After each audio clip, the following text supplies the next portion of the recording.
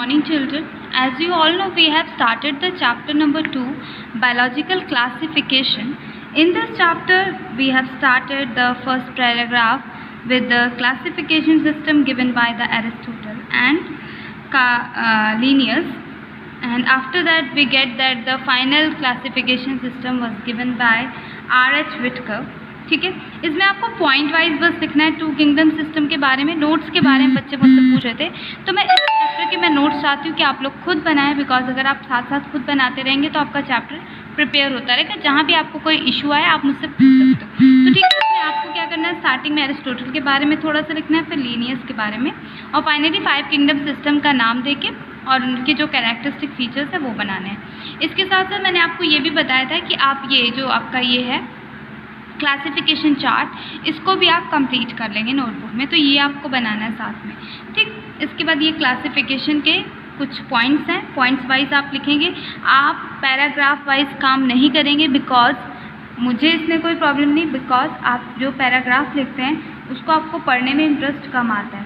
अगर आप पॉइंट्स में कोई चीज़ लिखते हैं तो आपको लर्न करने में भी आसानी होती है और आपको समझ में भी अच्छे से आता है, देखने में भी अट्रैक्टिव लगता है। ठीक है, तो इसके बाद हमने काफ़ी सारे टॉपिक्स कंप्लीट किए थे, तो मैं आपको बता देती हूँ किंगडम मोनेरा से कि कैसे आपको नोट्स बनाने हैं। एक प्रोसीजर छोटा सा, suppose here is the chapter, ये आपका किंगडम मोनेरा मैंने ओपन कर दिया है। ठीक है, मोनेरा में आपने बैक्टीरियाज के बारे में पढ़ा था, क्वेश्चन भी आपका यूटी में आया था। तो यहाँ पे आप हेडिंग डालेंगे, सपोज डेट वगैरह जो आप भी डाल रहे हो। तो सबसे पहले क्या है 2.1, यानी कि सबसे पहली कौन सी है, किंगडम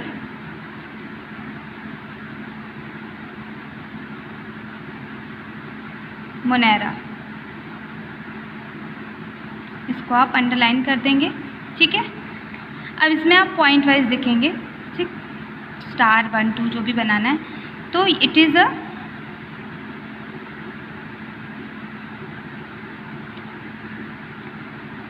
main member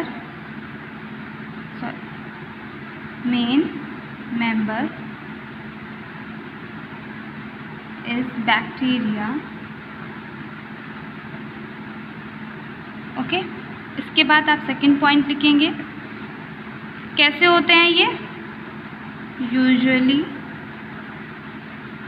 माइक्रोस्कोपिक, या फिर आप बुक में जैसे लिखा हो माइक्रोस्कोप ऑर्गेनिज्म तो ये भी लिख सकते हैं। तो माइक्रोस्कोपिक है,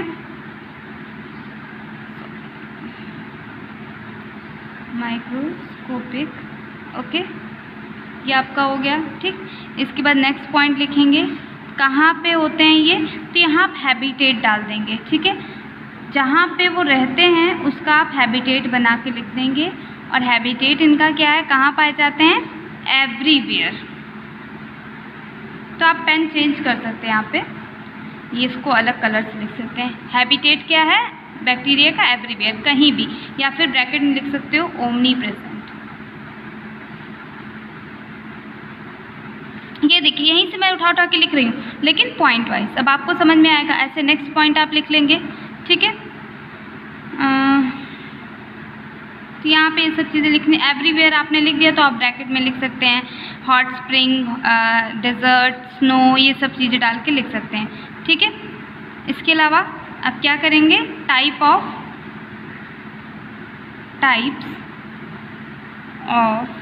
बैक्टीरिया on the basis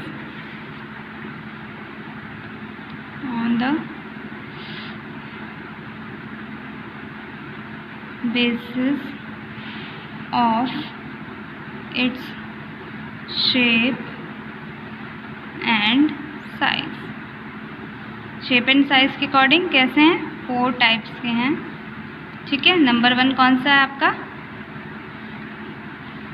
याद रखिए, स्फेरिकल कोकस। ठीक है, फोकस को अंडरलाइन कर देंगे।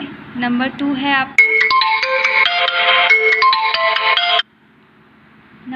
आपका, rod shaped bacillus. Next is comma shaped.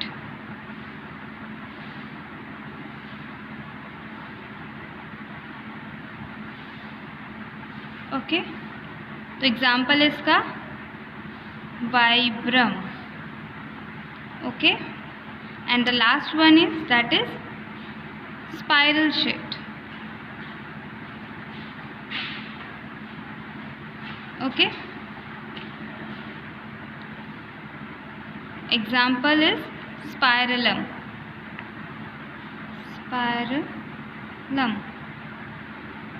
Okay, अब यहाँ पे आप डायग्राम भी बना लेंगे. जैसे कि कोकस की है तो ये ऐसे गोल गोल गोल गोल यहाँ पे आप लिख सकते हैं कोकस. ठीक, इसके बाद आपका रॉड शेप्ड है, तो रॉड शेप के लिए आप ऐसे सिंपल सा बना के ऐसे दिखा सकते हैं कि ऐसे होते हैं ये. एक एक डायग्राम तो आपको ज़रूर बनानी है. तो ये रॉड शेप्ड हो गए. ठीक, इसके बाद कॉमा शेप्ड, कॉमा की तरह आप बना सकते हैं. कॉमा बनाना कौन सा मुश्किल है, ऐसे बना दीजिए आप. ठीक है, ये कॉमा शेप्ड हो गए. फिर आपका स्पाइरलम है, ऐसे करके कुछ है, ऐसे धागे की तरह निकला हुआ है. ठीक है, तो ये आपका छोटा सा देखिए नोट्स बन के तैयार हो गया मोनेरा किंगडम का. अब इसके बाद में हम इसके सब फाइलम पढ़ेंगे, मतलब बैक्टीरिया को क्लासीफाई करेंगे उनके कैरेक्टरिस्टिक के अकॉर्डिंग. ठीक है, तो ऐसे ही आपको नोट्स बनाने हैं पॉइंट्स में. देखिए कितना सिंपल भी है, थोड़ा सा लिखना भी पड़ा, और आपका ये पूरा जो स्टार्टिंग का नोट्स है 1 पेज का वो बन के तैयार हो गया. तो ऐसे आपको नोट्स बनाने हैं इस चैप्टर के, और आप खुद बनाएंगे. इस चैप्टर में मैं आपकी हेल्प नहीं करूँगी क्योंकि इसमें आप नोट्स आराम से बना सकते हैं. सारी चीज़ें लाइन टू लाइन दी हुई हैं. ठीक है, तो लास्ट टाइम हमने आर्की बैक्टीरिया कंप्लीट कर लिया था. आज हमें स्टार्ट करना है यू बैक्टीरिया. ठीक है, यू बैक्टीरिया क्या होते हैं? There are 1000 of different eubacteria और ट्रू बैक्टीरिया. इन्हें ट्रू बैक्टीरिया भी बोलते हैं. ठीक है, तो आप लिख सकते हैं, जब आप लिखेंगे तो यू बैक्टीरिया हेडिंग डालेंगे, लिख देंगे also known as true bacteria. They are characterised by the presence of rigid cell wall and if motile a flagellum. मतलब इनमें सबसे बड़ी जो खास बात है, इनकी सेल के बाहर यूनिसेलर होते हैं. पहली बात तो ये, तो सेल के बाहर सेल वॉल जो होती है बहुत ही मजबूत पाई जाती है. कैसी पाई जाती है? सेल बहुत मजबूत पाई जाती है. ठीक है, तो मैं यहाँ पे एक्सप्लेन कर देती हूँ ड्रॉ करके, नहीं तो आपको प्रॉब्लम होगी समझने में. तो ये सपोज़ कोई बैक्टीरिया है, तो इसके बाहर इनकी सेल वॉल जो है बहुत ही ज़्यादा थिक हो गई. ठीक है, और अगर ये मोटाइल है, मोटाइल मतलब चल सकते हैं, तो इनके पास ऐसे ऐसे थ्रेड लाइक स्ट्रक्चर्स निकले रहते हैं. ठीक है, इसको बोलते हैं फ्लैजेला. क्या बोलते हैं? फ्लैजेला. फ्लैजेला की मदद से ये चल सकते हैं. ठीक है, इसके बाद क्या है? The cyanobacteria also referred as a blue green algae. इनमें एक बैक्टीरिया है जिसका नाम सियानोबैक्टीरिया है. इसे ब्लू ग्रीन एल्गी भी बोलते हैं. क्या बोलते हैं? Blue green algae.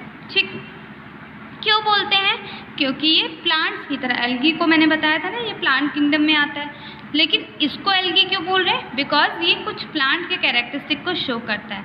मतलब हैव क्लोरोफिल ए, यही खास बात है इसकी. इसमें क्लोरोफिल ए पाया जाता है, सिमिलर टू ग्रीन प्लांट, जो कि ग्रीन प्लांट्स में भी होता है. एंड आर फोटोसिंथेटिक ऑटोट्रॉप्स, मतलब ये अपना खाना खुद बनाते हैं. ऐसे ऑटोट्रॉप्स की तरह बिहेव कर रहा है ये, जो कि खाना अपना खुद बनाते हैं. लेकिन ये है क्या? बैक्टीरिया. मतलब कैसा है? हेटेरोट्रॉपिक नेचर का था, लेकिन इनमें एक कैटेगरी ऐसी आ गई सियानोबैक्टीरिया की जो अपना खाना खुद बनाते हैं, क्योंकि इनमें क्लोरोफिल ए पाया जाता है. क्लोरोफिल ए का काम क्या है? लाइट को ट्रैप करना. The cyanobacteria are unicellular, colonial और फिलामेंटस. ये कैसे हो सकते हैं सियानोबैक्टीरिया? यूनिसेलुलर मतलब एक सेल वाले भी हो सकते हैं, कॉलोनियल मतलब एक कॉलोनी में कई सारे सेल वाले, या फिलामेंटस भी हो सकते हैं जिनमें धागे निकले हो, जो मैंने अभी आपको बताया. ठीक है, और इसके साथ साथ कहाँ पाए जाते हैं? Fresh water. इसका हैबिटेट आप लिख देंगे फ्रेश वाटर में, या फिर मैराइन कंडीशन में, या टेरेस्ट्रियल मतलब ज़मीन में भी पाए जा सकते हैं, साफ पानी में मतलब बहते पानी में, या मैराइन बड़े बड़े ओशंस में भी इनको देख सकते हैं. The colonies are generally surrounded by gelatin sheet. अगर ये बहुत झुंड में है, कॉलोनी में है, तो इनके बाहर एक जेल की तरह शीट बन जाती है. जेल मतलब जेली लाइक शीट बनी रहती है, जो कि इनको बचाती है. किसकी वजह से? अन्य किसी जीव से. They often form blooms in polluted water bodies. Some of these can fix atmospheric nitrogen. Specialized cell called heterocyst. Example nostoc and anabana. क्या होता है, कुछ ऐसे होते हैं जो कि जहाँ पानी बहुत गंदा रहता है वहाँ पे ये बलून की तरह स्ट्रक्चर बना लेते हैं। आपने देखा होगा तालाब वगैरह में अक्सर ऐसे जहाँ जहाँ बहुत गंदा पानी रहता है ऐसे जैसे लगता है कि बबल्स निकले हुए हैं, ऐसे पानी के ऊपर बबल्स की तरह बने रहते हैं, वो यही बनाते हैं। नॉस्टॉक और एनाबेना इनके एक एग्जाम्पल हैं, ठीक है। जैसे साइनोबैक्टीरिया वैसे इसमें एग्जाम्पल है नॉस्टॉक और एनाबेना, ठीक है। इसके साथ साथ इनमें एक सेल पाई जाती है, इन्हीं की बॉडी में एक सेल पाई जाती है। जैसे अगर ये ग्रुप में है तो उनमें एक सेल होगी जिसको बोलेंगे हेट्रोसिस्ट। क्या बोलेंगे? हेट्रोसिस्ट। और वो हेट्रोसिस्ट सेल क्या करती है, जैसे कि डायग्राम में बना हुआ है, ये आपका पूरा का पूरा किसका, ब्लू ग्रीन एल्गी का वो है एग्जाम्पल, क्या है, नॉस्टॉक। नॉस्टॉक इसमें आते हैं और ये नॉस्टॉक क्या करते हैं, बीच बीच में एक सेल बियर करते हैं जिसको बोलते हैं हेट्रोसिस्ट। और ये एटमॉस्फेयर में पाई जाने वाली नाइट्रोजन को फिक्स कर सकते हैं। आपको पता है एटमॉस्फेयर में जो नाइट्रोजन है वो प्लांट यूज़ नहीं कर सकते जब तक कि कोई माइक्रो ऑर्गेनिज्म उसको फिक्स ना करे, या तो मतलब ज़्यादातर इसको बैक्टीरिया ही फिक्स करते हैं। तो जैसे आपके लेगुमिनस प्लांट्स हैं, यानी कि दलहन वाले जितने भी प्लांट्स हैं उनको नाइट्रोजन की ज़रूरत होती है। क्यों? क्योंकि नाइट्रोजन से आपका प्रोटीन बनता है और आपने सुना होगा दालों में प्रोटीन पाया जाता है।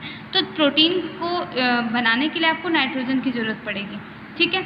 और वो नाइट्रोजन ज़मीन में या पानी में या खाद में नहीं होती, वो एटमॉस्फेयर में पाई जाती है। और आपको पता है एटमॉस्फेयर में नाइट्रोजन का जो क्वांटिटी है वो भी काफ़ी ज़्यादा है। तो उसको फिक्स करने के लिए, मतलब उसको एक जगह इकट्ठा करने के लिए क्या किसकी ज़रूरत पड़ती है, किसी बैक्टीरिया की। तो उन्हीं में से एक है आपका नॉस्टॉक। और ये फिक्स करके रूट्स की मदद से प्लांट को नाइट्रोजन फिक्स करके देते रहते हैं। तो ये एक हेल्पफुल बैक्टीरिया है हमारे लिए। Chemosynthetic autotrophic bacteria oxidize various inorganic substances such as nitrates, nitrites, and ammonia, and are used to release energy for their ATP production. They play a great role in recycling nutrients like nitrogen, phosphorus, iron, and sulfur. कुछ chemosynthetic bacteria हैं जो क्या करते हैं, oxidise करते हैं। Oxidise मतलब कि कई सारे सब्सटेंस को, इनऑर्गेनिक सब्सटेंस को ऑक्सीडाइज ऑक्सीजन के साथ जोड़ के उनको वापस से एनवायरनमेंट में पहुंचाने की मदद करते हैं और इसके थ्रू वो अपने एनर्जी बना सकते हैं। मतलब एक तो क्या कर रहे हैं, ऑक्सीडाइज कर रहे हैं इनऑर्गेनिक मटेरियल को और साथ ही साथ अपने लिए एनर्जी भी बना रहे हैं। जैसे रेस्पिरेशन में 10th क्लास में मैंने बताया था एनर्जी बनाते थे, वैसे ये लोग अपनी भी एनर्जी बना लेते हैं, ठीक है। तो ये क्या करते हैं, रिसाइकलिंग करते हैं। रिसाइकलिंग मतलब एक बार यूज़ हुआ, फिर अगर कोई चीज़ सड़ गई, इनऑर्गेनिक फॉस्फेट टाइप बन गई, इनऑर्गेनिक बन गई, तो उसको क्या करेंगे, रिसाइकिल करेंगे। यहाँ फॉस्फेट नहीं होगा, सॉरी बाय मिस्टेक मेरे मुँह से निकल गया। नेक्स्ट, अब ये तो बात हो गई किसकी, जो ऑटोट्रॉपिक नेचर के, जो अपना खाना खुद बनाते हैं। अब इसमें कौन से ऐसे हैं, इसमें हेटरोट्रॉपिक बैक्टीरिया के बारे में पढ़ेंगे जो कि अपना खाना खुद नहीं बना सकते। तो ये इसमें chemosynthetic autotrophs and photosynthetic autotrophs के बारे में आपको समझ में आ गया होगा। इसके बाद आपका जो नेक्स्ट टॉपिक है यानी कि हेटरोट्रॉपिक बैक्टीरिया, ये हम कल डिस्कस करेंगे। Thank you and that's all for today.